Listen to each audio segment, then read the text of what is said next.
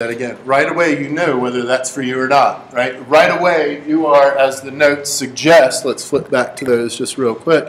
Come on to the, catch up with us. Oh wait, never mind, sorry, I'm foolish.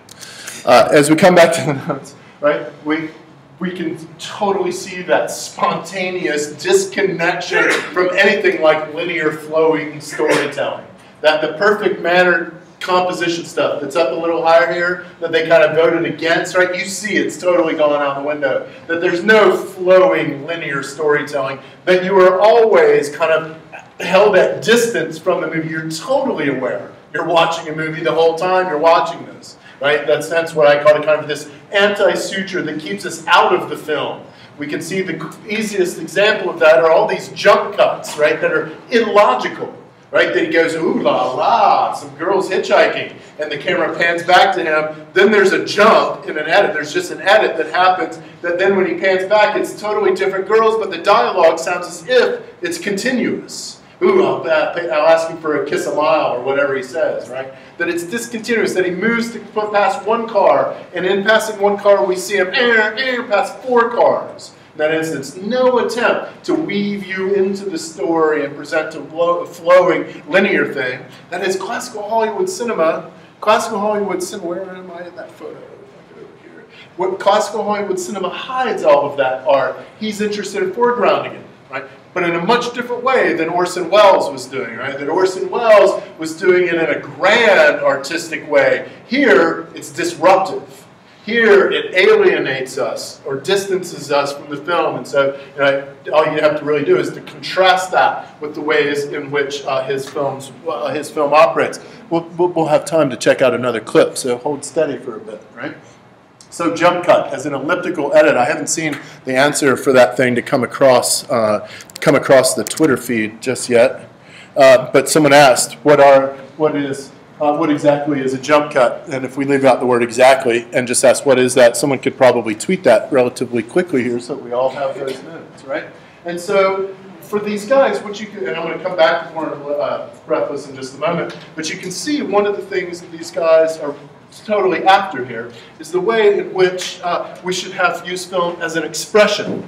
Right, that the camera and its edits and sound, right? You heard that when the Doppler effect, right? When he honked a horn, apparently and he goes, as the car goes by, right? That sound changes shape as you move, right? Sound echoes, or waves rather, change shape as you move. That's the Doppler effect. That he records it, and it's almost as disruptive as that style of editing. And indeed, for these guys, they promoted this idea that film should be a personal expression of the filmmaker. So whether it's in Truffaut's mode, in which he works in autobiographical stuff into his films are not about him, but he works autobiographical stuff into that. For Godard, his personal signatory style is one that's going to foreground filmmaking over and over again, right? That you're going to see and recognize that you are watching a film. And in such, one of the things that ends up coming out of this is that they are almost, in some real way, always about film themselves. Now, Breathless, or neither Breathless nor 400 Blows, deals with making a film, but in a real way by foregrounding the artist's art of film, by foregrounding edits and sounds and all of those things that Hollywood works to suppress so much. The Hollywood cinema, Jean-Luc Godard is really, in a sense, making a commentary about film itself. That although the dominant style hides itself very well in favor of the film story, audience, don't forget that you are always being manipulated by something that is entirely constructed.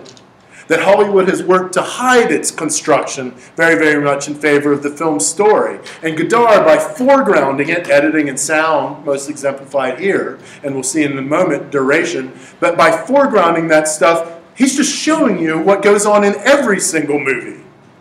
That's all he's doing. And while you go, oh, look at that, sloppy, or oh, that's disruptive, or whatever, that he's showing you the stuff that no one else, right? Everyone else, the dominant mode, is the Wizard of Oz.